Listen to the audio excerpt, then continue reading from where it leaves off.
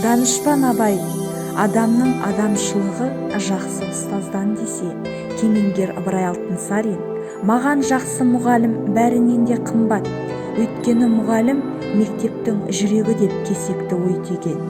Тәуелсіз отанымыздың мемлекеттігін нығайтуға өлшеусіз үлес қосқан, жас ұрпаққа білім мен тәрбие беруді бір сәтте саябырсытпаған, білім беру саласының қиындығы мен қызығын қатар алып жүрген ұстаздардың бірі Жамбыл облысы дарынды балаларға арналған мамандандырылған дарын мектеп-интернатының қазақ тілі мен әдебиеті пәні мұғалімі Дүйсенбаев Базарбай Рысбайұлының есімін атап өтуді жөн көрдік.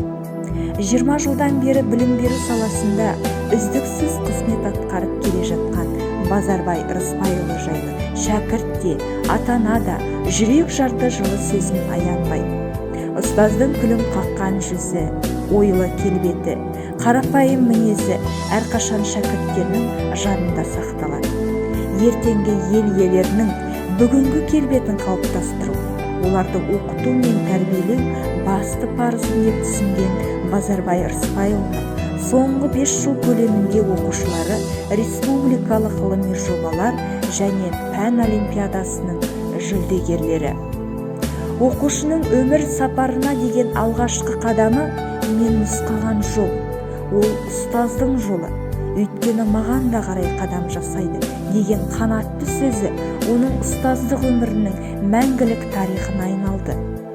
Ол оқушы өміріндегі 3 түрлі мінезінің көркемдігіне мән береді. Бірінші, ұстаздың оқушыға деген мейірімділігі. Бұл оқушының болашаққа деген шынайы жүрегінің айнасы.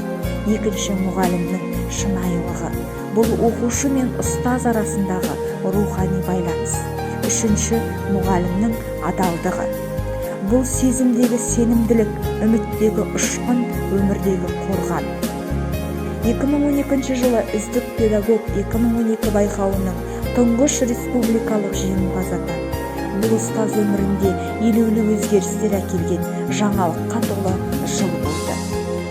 Оқу сауаттылығы әдістемелік құрал. 7 сыныпқа арналған қазақ әдебиеті жиынтық бағалау түрлері әдістемелік құрал. Және де ұстаздың ашық сабақ эссе кітабының авторы.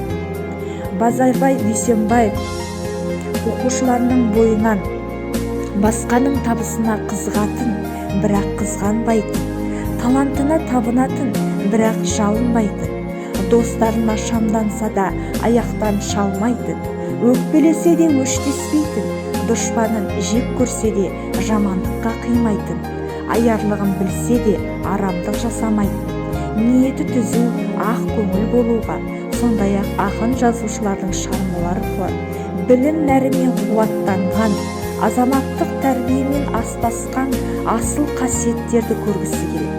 Бұл жолда құлаққа ғана сіңдіріп қоймай, естеріне сақтауға, тек естеріне сақтап қоймай, көңілдеріне тоқуға, тек көңілдеріне ғана тоқып қоймай, бойларына дарыту жолында тер төгіп келеді. Бұл ұстаздың педагогикалық ұстанымы.